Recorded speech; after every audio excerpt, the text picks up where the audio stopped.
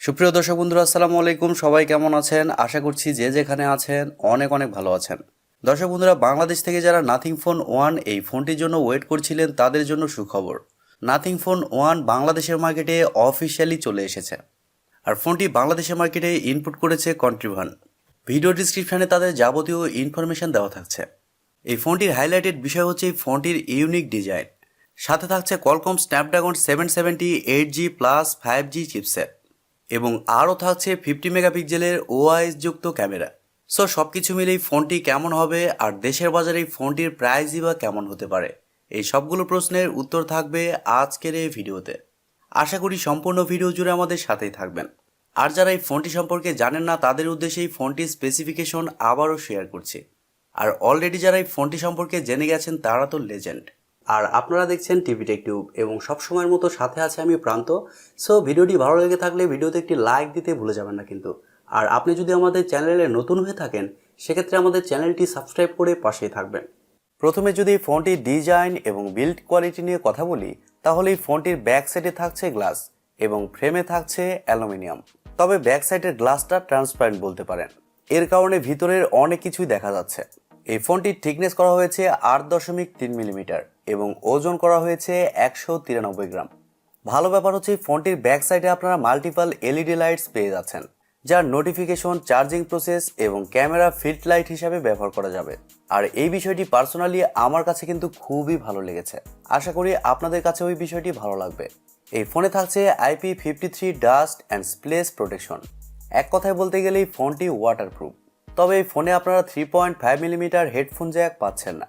আর শুধুমাত্র এই ফোনটিতে 2টি সিম কার্ডই ব্যবহার করা যাবে।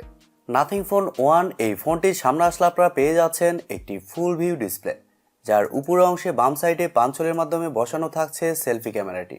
আর ডিসপ্লের চিন বা বেজেল একেবারে নেই বললেই চলে। ভালো ব্যাপার হচ্ছে এই ফোনে থাকছে ইন ডিসপ্লে ফিঙ্গারপ্রিন্ট সেন্সর। আর এই সেন্সরটি খুবই ফাস্ট এবং অ্যাকুরেট বলে জানতে পেরেছি। ফোনটি আপনারা 2টি কালার ভেরিয়েন্টে পেয়ে যাবেন, ব্ল্যাক এবং হোয়াইট। সো ওভারঅল সব কিছু মিলেই ফোনটির ডিজাইন এবং বিল্ড কোয়ালিটি আপনাদের কাছে কেমন লেগেছে কমেন্ট করে আপনাদের মূল্যবান মতামত অবশ্যই জানাবেন। আর আমার কাছেও পার্সোনালি ফোনটির ডিজাইন খুবই ভালো লেগেছে। 10টি ফোন যদি এক জায়গায় রাখা হয় সেক্ষেত্রে এই ফোনটিকে আলাদা করা খুবই সহজ হবে। ডিসপ্লে নিয়ে কথা বলতে গেলেই ফোনে থাকছে যার রেজুলেশন হিসেবে থাকছে 1080x2400 পিক্সেল এবং আরও থাকছে 402 ppi ডেন্সিটি। এই ডিসপ্লের ভালো ব্যাপার হচ্ছে ডিসপ্লেতে থাকছে 120 হার্টসের রিফ্রেশের এবং এছাড়াও থাকছে HDR10+ এর সাপোর্ট এবং আরও থাকছে 1200 নিটস পিক ব্রাইটনেস। এর কারণে এই ফোনটি যখন আপনি আউটডোরে ব্যবহার করবেন তখন ডিসপ্লেতে ব্রাইটনেসের ঘাটতি ফিল করবেন না। আর OLED প্যানেল হওয়ার কারণে ডিসপ্লের কালার কোয়ালিটি কিন্তু যথেষ্ট ভালো হবে। ডিসপ্লেতে যে কোনো কন্টেন্ট প্লে করে তা আপনি দেখে অনেক বেশি মজা পাবেন। এই ডিসপ্লের প্রোটেকশন হিসেবে থাকছে কর্নিং গরিলা গ্লাস 5 এবং এছাড়াও থাকছে 1 বিলিয়ন কালার সাপোর্ট। নাথিং এই ফোনটিতে অস্থির একটি ডিসপ্লে ব্যবহার করেছে, এই বিষয়টি স্বীকার করতেই হবে। ফোনটির সফটওয়্যার এবং পারফরমেন্স নিয়ে যদি আমরা কথা বলি তাহলে এই ফোনে থাকছে নাথিং ওএস, যার ব্যাকএন্ডে থাকছে অ্যান্ড্রয়েড 12। নাথিং তাদের ওএসকে খুবই ভালোভাবে অপটিমাইজ করেছে, বলতে পারেন তারা এখানে স্টক অ্যান্ড্রয়েড ব্যবহার করেছে। আর একটি নতুন ব্র্যান্ড হিসাবে এই বিষয়টি খুবই ভালো করেছে তারা। ফোনটিতে চিপসেট হিসেবে থাকছে Qualcomm Snapdragon 778G plus 5G chipset, যা 6 ন্যানোমিটার আর্কিটেকচারে তৈরি করা একটি Octa-core প্রসেসর এবং জিপিইউ হিসেবে থাকছে Adreno 642L। Adreno 642L এই জিপিইউটাও কিন্তু যথেষ্ট পাওয়ারফুল। এর কারণে যে কোনো হাই লেভেলের গেমস মিডিয়াম টু হাই সেটিংসে আপনারা ইজিলি খেলতে পারবেন। গেমস খেলার সময় কোনো ধরনের ল্যাগ বা ফ্রেম ড্রপ লক্ষ্য করবেন না। আর মাল্টিটাস্কিং সহ ভিডিও এডিটিং এর মতো কাজগুলোও খুব সহজেই করতে পারবেন। ভালো ব্যাপার হচ্ছে ফোনটিতে আপনারা 4 বছরের সিকিউরিটি আপডেট পেয়ে যাবেন। ফোনটি 3টি ভেরিয়েন্টে লঞ্চ হয়েছে, 8GB র্যাম 128GB রম এবং 8GB র্যাম 256GB রম। আর সবশেষে থাকছে 12GB র্যাম 256GB রম, যার স্টোরেজ টাইপ হিসেবে থাকছে UFS 3.1 এবং র্যাম টাইপ হিসেবে থাকছে LPDDR5X। তার মানে বুঝতেই পারছেন এই ফোনটির রিড অ্যান্ড রাইট স্পিডও কিন্তু মারাত্মক হবে। ক্যামেরা সেকশন নিয়ে কথা বলতে গেলে এখানেও থাকছে বিশেষ আকর্ষণ। ফোনটির ব্যাক সাইডে থাকছে শুধুমাত্র 2টি ক্যামেরা। নাথিং এখানে এক্সট্রা কোনো ফালতু সেন্সর ইউজ করেনি, এই জন্য নাথিংকে অসংখ্য ধন্যবাদ। ফোনটিতে মেন সেন্সর হিসেবে থাকছে 50 মেগাপিক্সেলের একটি ওয়াইড সেন্সর, যা f1.9 অ্যাপারচার। আর এটি সনির সেন্সর। Sony IMX766 sensor. আর এই সেন্সরে আপনারা OIS পেয়ে যাচ্ছেন, মানে অপটিক্যাল ইমেজ স্টেবিলাইজেশন। এবং সেকেন্ডে থাকছে 50 মেগাপিক্সেলের একটি আলট্রা ওয়াইড সেন্সর, যা f2.2 অ্যাপারচার। ব্যাক ক্যামেরার ফিচার হিসেবে থাকছে এলইডি ফ্ল্যাশ, HDR প্যানোরামা। আর ব্যাক ক্যামেরা দিয়ে আপনারা সর্বোচ্চ 4K তে শ্যুট করতে পারছেন এবং 1080p তে সর্বোচ্চ 60 fps পর্যন্ত শ্যুট করতে পারছেন, যা আসলে অনেক ভালো ব্যাপার। ফোনটিতে সেলফি ক্যামেরা হিসেবে থাকছে শুধুমাত্র 16 মেগাপিক্সেলের একটি সেলফি ক্যামেরা, যা f2.5 অ্যাপারচার। তবে সেলফি ক্যামেরা দিয়ে আপনারা শুধুমাত্র 1080p তে 30 fps এ শ্যুট করতে পারছেন। ফটো কোয়ালিটির কথা বলতে গেলে নাথিং এই ফোনটির সফটওয়্যার অপটিমাইজেশন খুবই ভালোভাবে করেছে, আর এই কারণে তাদের এই ফোনটির ফটো কোয়ালিটিও যথেষ্ট ভালো এসেছে, আপনারা স্ক্রিনে দেখতেই পাচ্ছেন। এবার আসলে আমাদের দেখার পালা, বাংলাদেশের ওয়েদারে এই ফোনটির ফটো কোয়ালিটি এবং ভিডিও কোয়ালিটি কতটা বেটার হয়।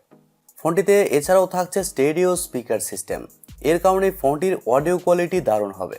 আর এছাড়াও থাকছে ওয়াইফাই, ব্লুটুথ, জিপিএস, এনএফসির মতো আরও অনেক ফিচার। এবং ইউএসবিতে থাকছে ইউএসবি টাইপ সি 2.0।